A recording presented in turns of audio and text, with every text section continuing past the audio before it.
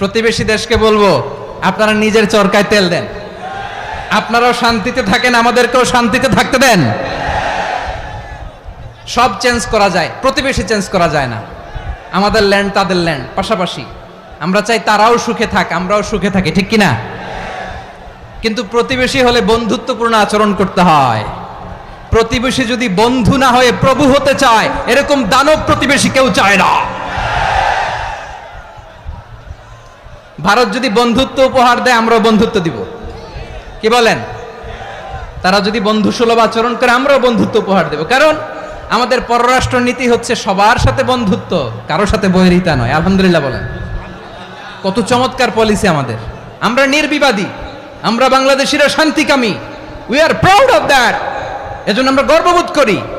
আমাদের পররাষ্ট্র নীতি সবার সাথে বন্ধুত্ব, কারোর সাথে শত্রুতা নয়। তাই প্রতিবেশী দেশকে বলবো, আমার ভাইয়েরা, আপনারাও আমাদের ভাই, বন্ধুত্ব দিলে বন্ধুত্ব পাবেন। বন্ধুত্ব ইজ ওয়েলকাম, দাদাগিরি নয়। বন্ধুত্ব ওয়েলকাম, দাদাগিরি নয়, লাউড এন্ড ক্লিয়ার। ভারত যদি বন্ধুত্ব দেখায়, বন্ধুত্ব পাবে। কিন্তু ভারত যদি বাংলাদেশে আধিপত্যবাদ বিস্তার করতে চায়, বাংলাদেশের 18 কোটি জনগণ সেটা রুখে দেবে। ভারত যদি গৌর গোবিন্দের ভূমিকায় নামতে চায়, দেশের 18 কোটি মুসলমান শাহজাদা